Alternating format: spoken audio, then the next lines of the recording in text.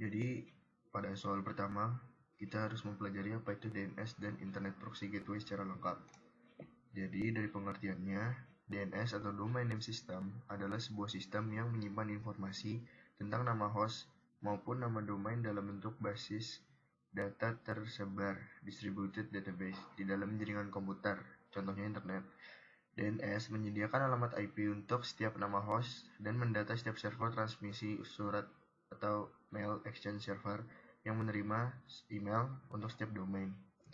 Dan DNS juga memiliki arti mengidentifikasi setiap komputer sebagai titik dalam suatu jaringan internet yang menggunakan bantuan sistem protokol internet address untuk menerjemahkan dari suatu nama ke domain IP dan begitu juga sebaliknya. Lalu yang kedua itu Internet Proxy Gateway.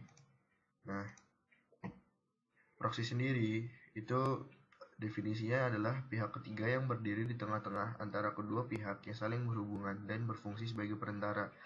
Sedemikian sehingga pihak pertama dan pihak kedua tidak secara langsung berhubungan tetapi tetap berhubungan dengan perantaranya yaitu proxy. Dalam pengertiannya sebagai perantara, bekerja dalam berbagai jenis protokol komunikasi jaringan dan dapat berada pada level-level yang berbeda pada hierarki layer protokol komunikasi jaringan.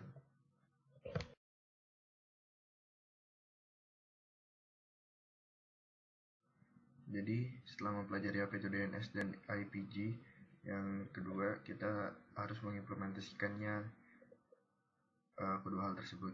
Yang pertama saya akan mencoba mengkonfigurasi DNS. Jadi balik ke sini saya sudah menulis hal yang saya butuhkan untuk menyelesaikan soal ini. Lalu kita buka terminal. Hal yang paling pertama dilakukan adalah menginstal aplikasinya sendiri yaitu bin9 dengan cara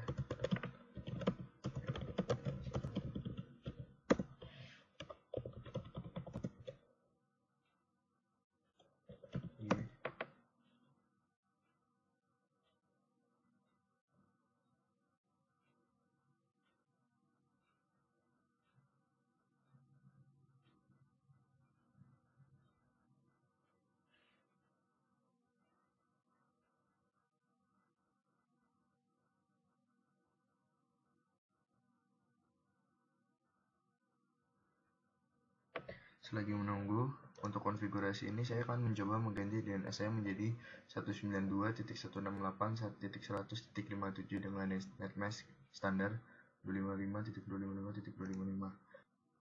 Lalu kita mengetikkan command line yang ini, sudo. Nah, lalu ini kita copy bagian yang ini.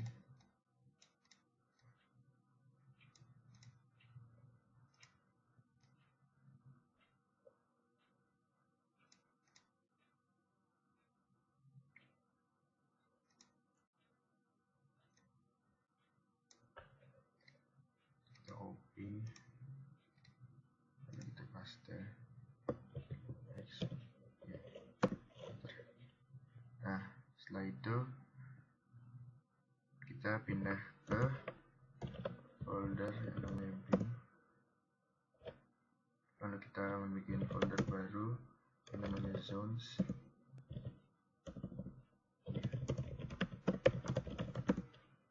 Lalu kita pindah ke folder tersebut. Lalu kita ubah. Kita membuat file baru dengan nama server kita terserah apa, tapi saya menggunakan example.com, bisa diubah terserah kita, tetapi kita harus mempunyai terlebih dahulu karena saya tidak mempunyai nama website atau server, jadi saya menggunakan example.com. Lalu di sini kita memasukkan seluruh kode ini. Saya berharap tidak ada tipu yang terjadi. Nah, ini cukup panjang ya. Bisa langsung dipaste di sini.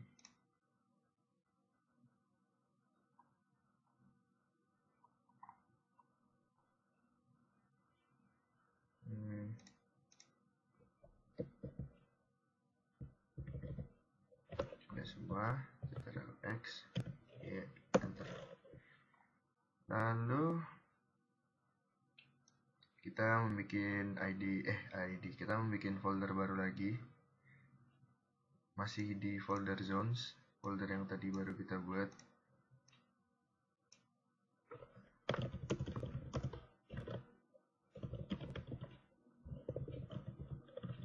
Dengan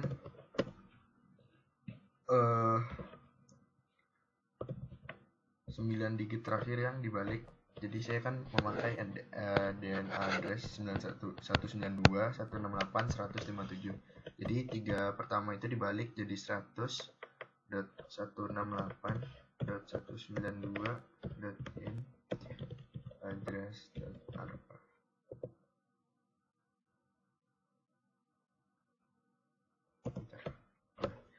Lalu kita masukkan lagi, langsung kopas saja dari kode yang sudah saya tulis untuk tidak membuang waktu.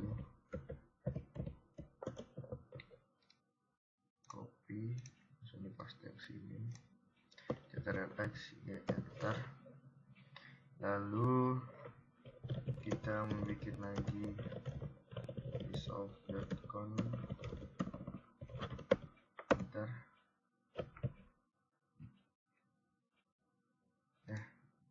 Di sini kita menambahi search example.com.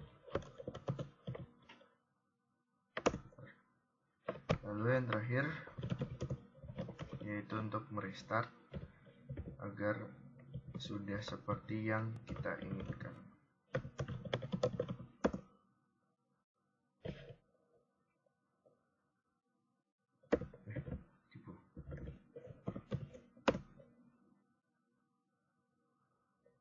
Oke, jadi untuk konfigurasi DNS sudah selesai. Untuk yang Internet Proxy Gateway, kita harus menggunakan Squid. Tetapi karena saya tidak mempunyai software yang harus ada untuk mendukung penginstalasi ini, jadi saya hanya akan mendiktekan langkah-langkah install Squid dan juga implementasinya. Yang pertama sudah jelas, kita harus mengupdate Ubuntu kita ke versi yang terakhir. Lalu kita masukkan komen install dev script -y.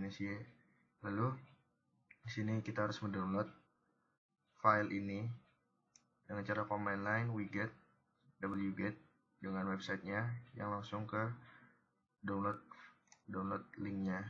Lalu kita mengekstrak tar tersebut.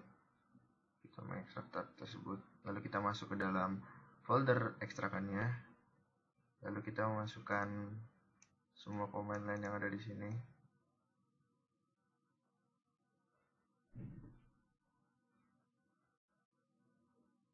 Lalu kita dengan menggunakan command sudo make untuk testing dan langsung menginstal. Lalu proses instalasi sudah selesai dan Squid -v untuk tahu Squid versi keberapa yang kita install. Lalu karena di sini juga panjang dan saya tidak mempunyai notepad++ ataupun putih, jadi saya hanya mendiktekan saja.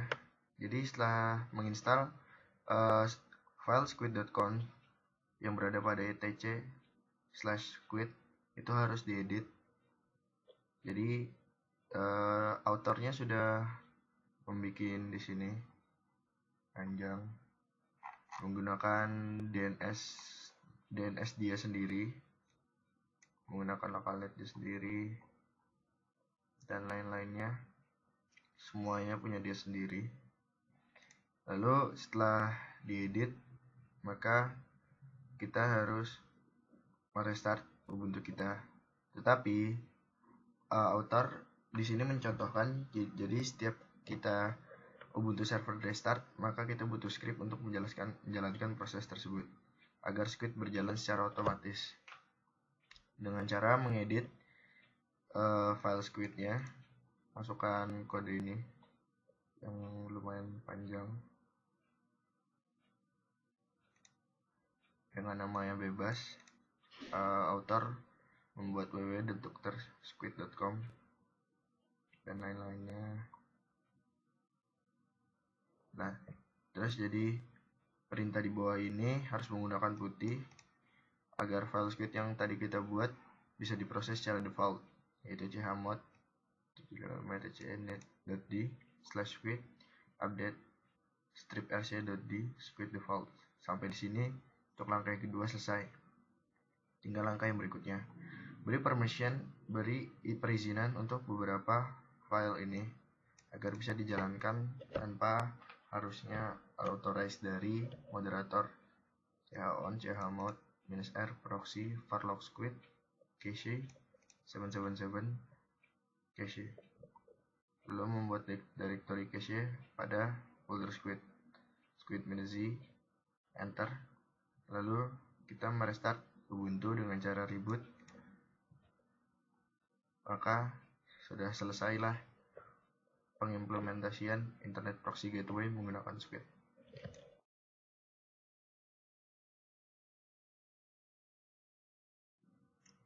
Lalu selanjutnya ada Squid, dan soal ketiga coba jelaskan apa itu Squid, cara kerjanya serta tujuan digunakannya.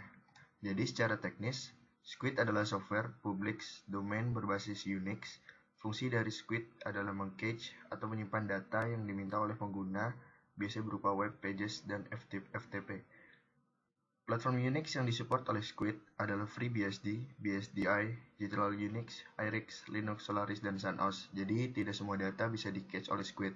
Data-data yang bersifat dinamik seperti CGI bin tidak dapat di-cache oleh Squid karena Squid ini dikhususkan untuk meng-cache data yang bersifat statis. Jadi seperti HTTP, FTP, Gopher, dan Waze. Lalu cara kerjanya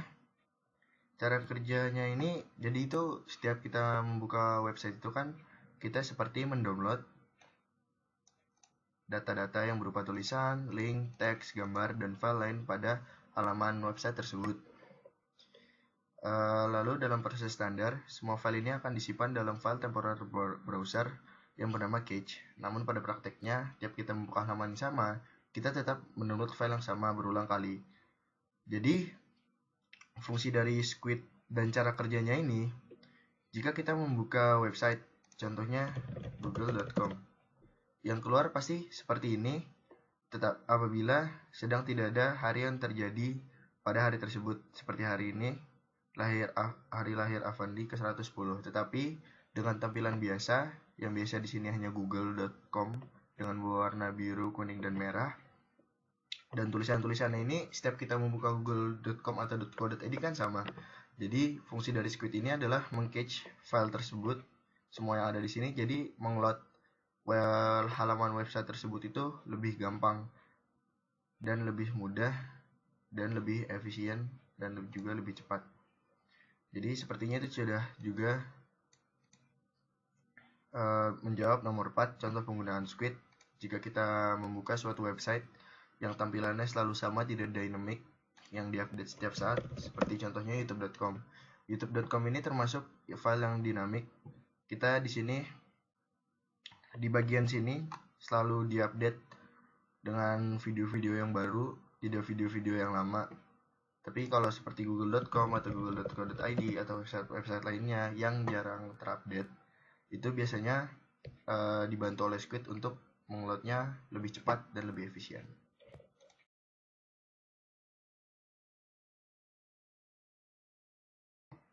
Jadi selanjutnya ada firewall. Jadi kalian pasti sudah tahu apa itu firewall dalam Windows. Di Linux juga terdapat firewall dengan aplikasi adalah iptables. Jadi pelajarilah cara add, view, dan remove rules dari iptables. Pahami dan praktekkan cara penggunaan iptables. Jadi saya sudah menyiapkan command line yang dibutuhkan.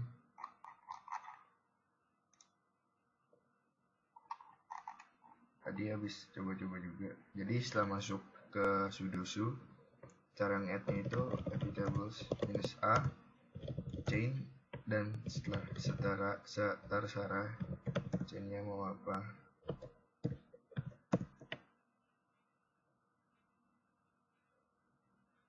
Sebenarnya terserah di sini ya mau apa, ini hanya contoh saja. Lalu cara melihatnya iptables -l untuk mengeluarkan list iptables yang ada pada sekarang. Ini untuk input, ini untuk forward, ini untuk output, tetapi kosong semua karena saya tidak menambahkan apa-apa. Lalu untuk meremove ada caranya iptables -f. Ini untuk menghapus semua iptables yang ada pada peraturan yang sudah ditambah sebelumnya.